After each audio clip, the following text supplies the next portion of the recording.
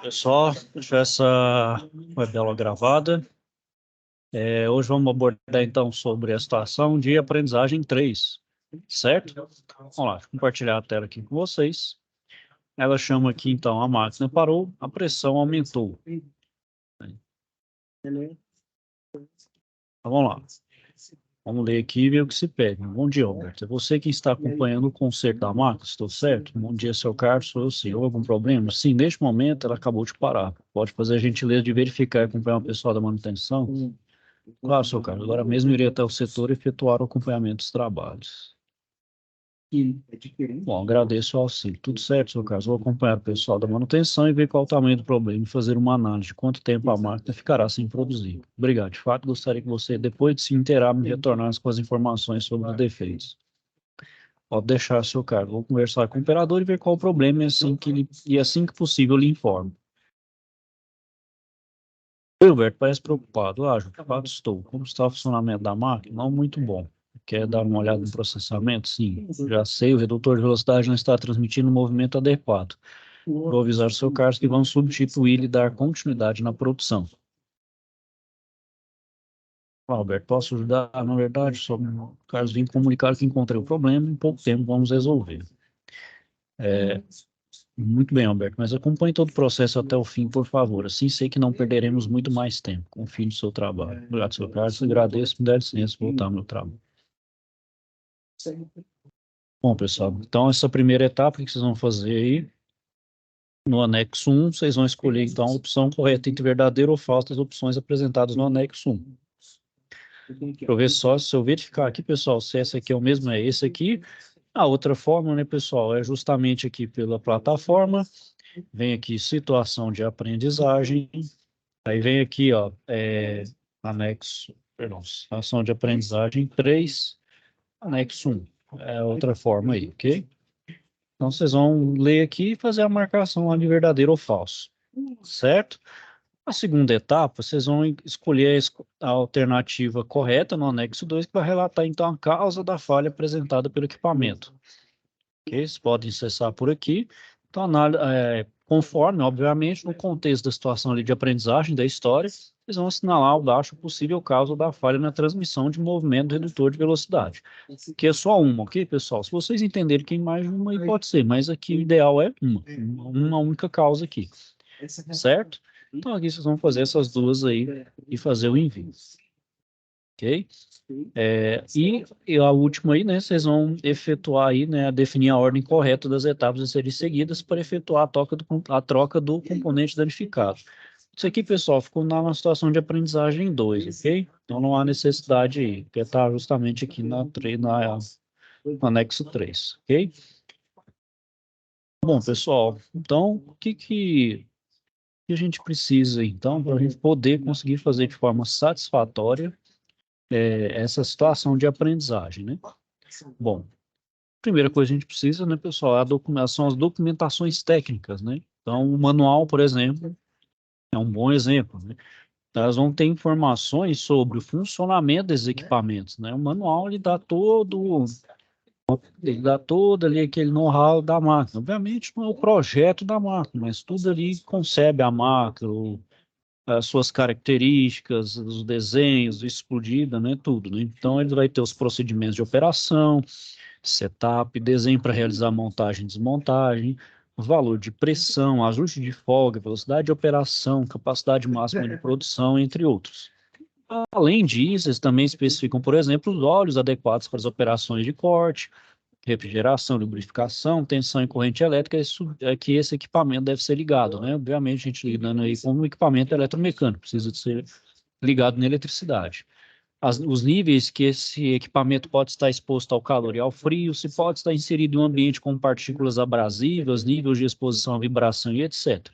Então, tudo isso, né, pessoal, são recomendações de fabricante que vai, então, influenciar de forma direta no seu funcionamento, na sua vida útil. Então, o manual utilizado para uma manutenção do equipamento, então, deve incluir desenho de conjunto, vistas em explosão para facilitar a montagem e desmontagem das peças dos conjuntos, e, além disso, deve oferecer um guia com os códigos numéricos para encomendar, então, peças originais, né, pessoal? Obviamente, lidando com a manutenção, comprar uma peça sobressalente, né? Para justamente poder fazer uma reposição de uma peça danificada, né? Assim como os padrões de ajustes, layout, diagramas LED, gases, líquidos e etc. Então, aí, né, pessoal, na figura aqui a gente tem, então, uma vista explodida de uma bomba hidráulica de lobos. Então a vista explodida, ela auxilia para a montagem e desmontagem de equipamento, bem como para a aquisição de peças, né? Que então ela dá todo o detalhamento das peças que compõem, então, aquele conjunto. No caso aqui em específico, a bomba, né? Bom, além do manual, a gente tem os catálogos. Os catálogos, em comparação com o manual, eles são menos completos, né? Eles são um pouco mais, vamos se dizer que é uma espécie de versão resumida do meu manual, né? Então, eles especificam, né, onde os equipamentos podem ser empregados, trazendo, então, as principais características e aplicações dessa máquina, então, equipamento. Por exemplo, a gente pode citar aí a bomba hidráulica. Então, comprar uma bomba, né, dessa natureza, a gente precisa de algumas informações que vai ser necessário para obter o melhor rendimento dessa máquina. Então, qual é a aplicação e viscosidade do fluido a ser bombeado? Se eu vou bombear uma água ou um esgoto, né, efluentes, né, ou bombear alimento, por exemplo, atomatados ou algum tipo de alimento ali dentro de uma linha industrial, qual a vazão de pressão máxima, né? Qual a alimentação elétrica, né? Que esse motor dessa bomba vai utilizar, ou seja, qual a potência para fazer aquela bomba ser acionada, a potência e rotação exigida para esse motor e qual o tipo de fixação, né? Se eu tenho que colocar ela em bancadas, tem que colocar numa base chumbada, se ela pode ficar em parede, enfim, qual a forma que eu posso dispor essa minha bomba. E pessoal, então aqui tem alguns exercícios de passagem referente a isso, só para vocês fixarem o conteúdo, ok? E além disso, né, pessoal, para manutenção a gente também precisa estudar os métodos para analisar e solucionar problemas, né? E isso faz parte da busca por uma melhoria contínua e, consequentemente, né, pessoal, é pela competitividade que faz com que as empresas, então, estejam incessantemente tentando eliminar qualquer desperdício para questão mesmo de sobrevivência, né, pessoal? A gente sabe aí que é aquela conta, né? A gente precisa, então, ter uma melhoria contínua para sempre estar se aperfeiçoando e a competitividade, né? Isso é uma das razões de existir da indústria, né? A indústria, para se estabelecer no mercado, ter uma longevidade no mercado, então ela precisa sempre estar sempre atuante, né? Principalmente nesses quesitos de melhoria contínua e competitividade. Então, né, pessoal, devido a isso, não tem mais espaço no mercado para empresa que não tem eficiência. Né? Empresa que não tem eficiência, a tendência dela é fracassar, é fechar as portas. Né? Então, ou seja, independe se o seu produto tem um alto ou um baixo valor agregado. Mas sim, é os valores que o seu cliente vai procurar. E um deles, principal hoje, né, pessoal? Hoje que a mídia não está mais concentrada em algumas meios de comunicação, agora está bem mais amplo, né? Hoje é difícil você deixar o consumidor meio que assim a par das coisas de lado, ele é um fator determinante, né? Tem redes sociais, internet, enfim, então muito amplo. Então hoje a gente precisa buscar a qualidade, cativar o nosso cliente, fidelizar o nosso cliente. Então a qualidade é o principal requisito. Bom, e os profissionais da indústria, né, pessoal, vão enfrentar problemas corriqueiramente. Então, isso é natural, faz parte do processo. Então, eles sempre vão buscar soluções que vão levar as empresas a vencer tais barreiras e conduzir ao sucesso. Então, uma das soluções para auxiliar a gestão, né, tanto operacional quanto a manutenção, é solucionar os problemas por meio do MASP. O que é o MASP? É um método de análise e solução de problemas. E muitas empresas aqui no Brasil, né, pessoal, e também no mundo, né, já utilizam e conseguem resolver problemas e melhorar suas atividades. Então, para tal, elas serão definidas as fases desse método, para a gente possa compreender sua utilidade e seus resultados.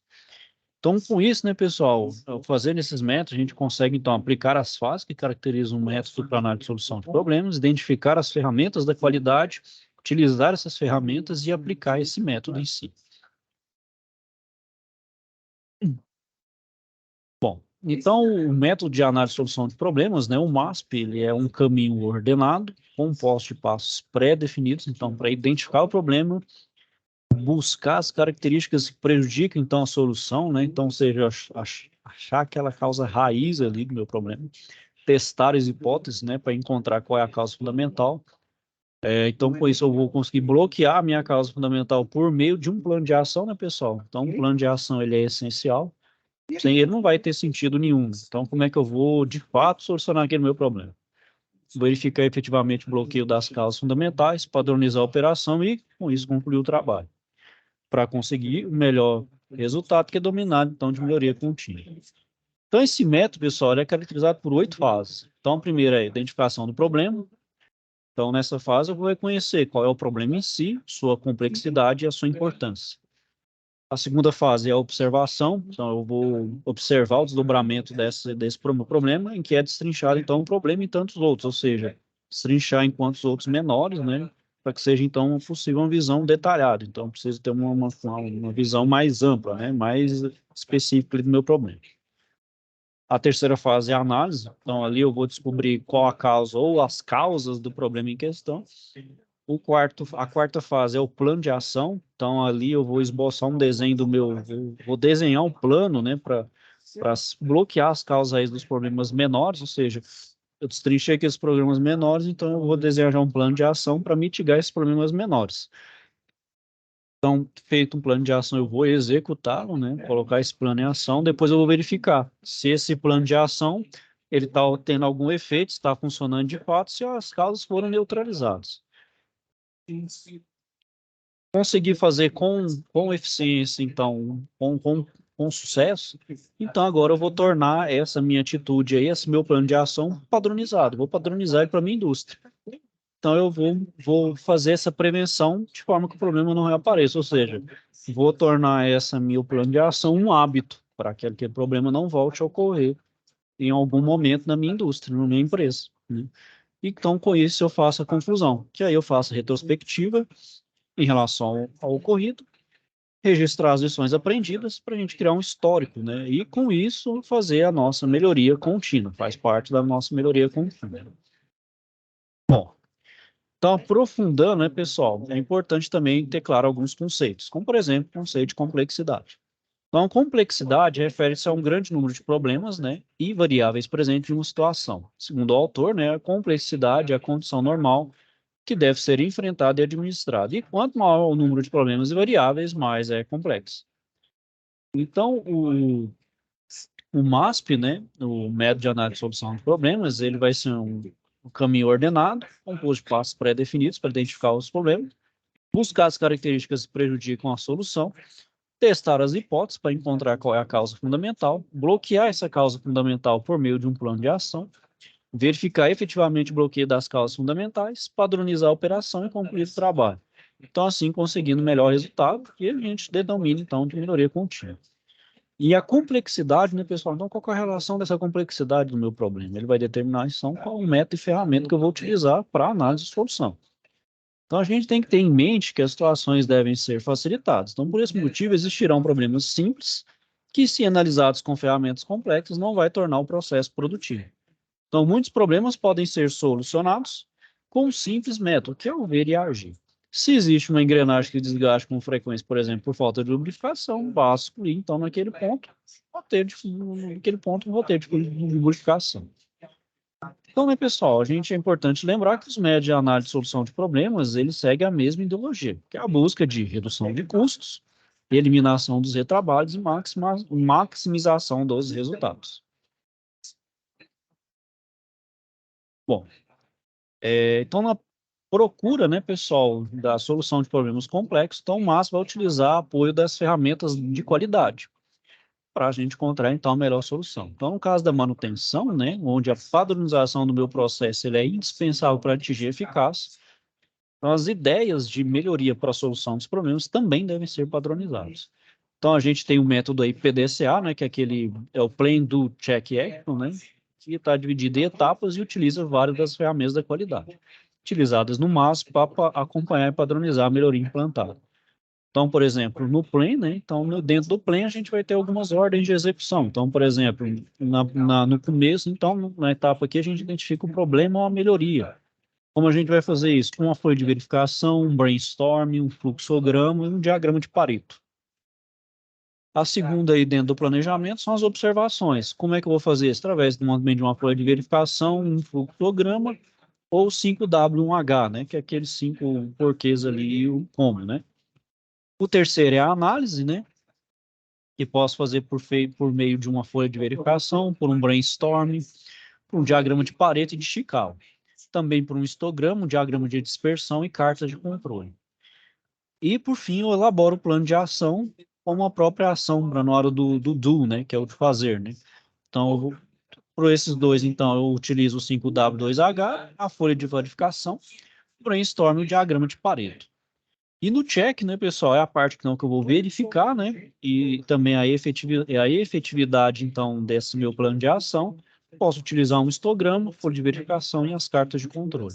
E, por fim, na ação, eu vou padronizar e fazer a conclusão. E o ciclo se reinicia, certo, pessoal? Bom, então a folha de verificação, pessoal, ele vai ser uma planilha, um formulário que é utilizado para coletar dados a serem analisados, utilizado nesse processo de melhoria. Então, são exemplos de folha de verificação, os checklists, que são listas de informações pré-estabelecidas. O objetivo de conferir um procedimento que pode não estar adequado, ou seja, pode ser utilizado como meio para inspeção do processo por meio de perguntas prontas.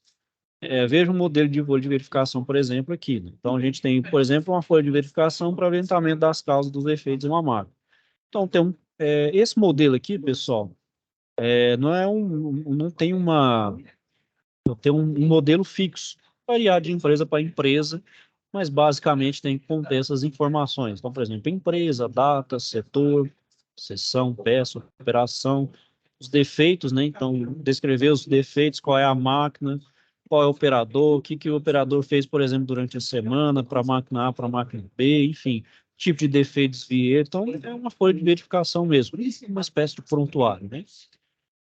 E a gente, né, pessoal, a gente tem que dar ênfase ao método e não à ferramenta. A escolha da ferramenta da qualidade mais adequada, então, tem que seguir as premissas do método, para que o processo seja eficaz, né? Então, a gente vai ver aí outra ferramenta que é o fluxograma. O fluxograma, né, pessoal, ele é uma forma de diagrama, né, que vai representar os dados de um processo produtivo. De um processo produtivo, da manutenção ou serviço qualquer de maneira esquemática. Ele vai indicar as tarefas em ordem de execução. Então, ele é uma ordem de fluxo mesmo, chama de fluxograma. Ele vai ser ilustrado por formas geométricas, tais como os quadrados ou retângulos, círculos e losangos, etc. Então, cada forma geométrica ela vai ter uma função específica, né? Então, por exemplo, o círculo ele representa então o início, no caso desse aqui do lado, o início e o fim do meu processo. O losango vai indicar os pontos de decisão, né? Ou seja, é onde eu faço uma bifurcação ali das tomadas de decisão, né? Um caso, um sim ou não, né? E o retângulo vai representar então uma ação que é executada em uma dessas etapas da operação de manutenção. Então ele pode ser utilizado, né, pessoal, na investigação de um erro de execução de processo, falha do equipamento. E ele fica então, pois fica dessa forma fácil de analisar a sequência das etapas. Então, aqui a gente tem esse exemplo de fluxograma que vai determinar, por exemplo, as etapas para a substituição de um pino de segurança de um transportador de correntes. Então, vamos lá. Então, a gente inicia o processo. Qual que é o processo? A troca do pino de segurança do transportador com tag TC02. Então, aqui vai ter um ponto de decisão. Vou utilizar um losango. Foi desligado o disjuntor? Caso sim, aí eu venho para cá. Então, vou girar o acoplamento até os furos das franjas coincidirem e vou introduzir um novo pino de segurança e religar o transportador. Aí, qual a outra opção? Então, não foi desligado o disjuntor, então eu vou desligar o disjuntor e colocar o cadeado de segurança. Feito isso, aí eu vou então girar o acoplamento dos furos e fazer o mesmo procedimento para o caso positivo. Então fica fácil de enxergar, né, pessoal, qual o caminho a se seguir. O fluxograma ele é bem útil, é amplamente utilizado mesmo aí para fazer os procedimentos aí, seja para uma montagem, uma desmontagem, por exemplo, de uma peça mais complexa, né? Bom, outra ferramenta que a gente tem, né, pessoal, é o diagrama de Chicago ou espinha de peixe. Ele tem esse nome porque sua estrutura ela tem uma forma de espinha de peixe. Então ela vai apresentar as informações relativas às causas de um determinado problema ou um efeito, né? E o objetivo, então, desse diagrama ele é chegar à causa raiz, né? Ou seja, chegar naquela causa de forma, então, que esse problema não volte a acontecer em hipótese nenhuma. Então, analisando uma relação de causa e efeito. Então, primeiramente, né, pessoal, o que a gente faz? Seleciona o problema, selecionou o problema, então a gente utiliza um brainstorm com os colegas de trabalho para identificar a sua causa. Então, é importante lembrar, né, pessoal, que as possíveis causas são listadas separadamente através de categorias. Então, métodos, máquinas, equipamentos, materiais ou recursos, pessoal, mão de obra, ambiente ou setor, etc. Né? E então, né, pessoal, a gente é importante lembrar do cabeçalho para sinalizar o local, por exemplo, que a gente está fazendo aquela análise. Então, aqui a gente tem um exemplo. Então, a gente tem um cabeçalho, então, um título, o diagrama de Ishikawa, a empresa, o setor, né, a máquina responsável por esse setor, a data e o técnico responsável por essa análise em específico. Então, aqui a gente tem o nosso efeito. Então, por exemplo, aqui o efeito é desgaste de enrolamento. E qual que é o meu efeito? Desgaste de enrolamento. Então, quais são as causas? Então, eu faço meio de trás para frente, vamos dizer assim, né? Então, tem uma causa, eu tenho um efeito e eu vou determinar, então, as causas ali, através de brainstorm mesmo. Então, desgaste de rolamento pode ser causado pela máquina. Então, pela máquina, eu posso trinchar em espinhas menores, por assim dizer. Pode ser por falha mecânica ou por falha de lubrificação. Pode ser devido à mão de obra, uma mão de obra que uma execução de um procedimento que não foi bem feito. Então, causou desgaste nesse rolamento. Pode ser feito por medições equivocadas ou medições erradas. Pode ser de uma máquina que seja calibrada ou pela própria mão de obra que fez essa medição errada. Ou o método, né? Qual foi o método que foi utilizado que causou esse desgaste? Foi o método correto? Será que o operador utilizou o método que não era o estabelecido ali, né, para aquela máquina específica? Ou material, ou seja, colocou um rolamento de uma marca não muito boa ou fora da especificação, né? Ou seja, realmente fazer um brainstorm das diferentes causas que pode levar a um desgaste do rolamento.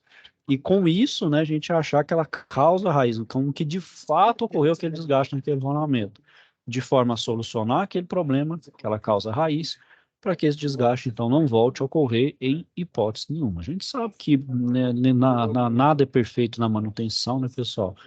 Então, por mais que a gente faça os procedimentos 100% corretos, mas é maquinário, pessoal. Vai ter uma vida útil ali próprio dele. Bom, então a gente falou tanto de brainstorm, o que vinha a ser o brainstorm? Né? Então ele chama, né, fazendo a tradução do inglês, né, para o português.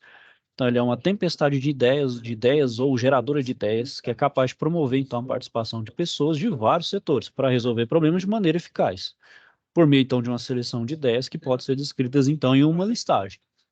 Então, os dois princípios que norteiam esta ferramenta são a ausência ou atraso no julgamento e a criatividade em. Então, para tanto, o pessoal envolvido deverá estar treinado, obviamente, e dedicado com essa ferramenta, pois é necessário que exista, então, um mediador para coletar as ideias, ponderá-las e selecioná-las de maneira que ninguém se sinta, então, menosprezado, né, pessoal, por alguma ideia que compartilhou com o grupo. Nessa hora aqui, pessoal, não tem negócio, ideia útil, ideia burra, melhor, pior, não. Aqui todas as ideias são válidas. Então é por isso que chama tempestade de ideias.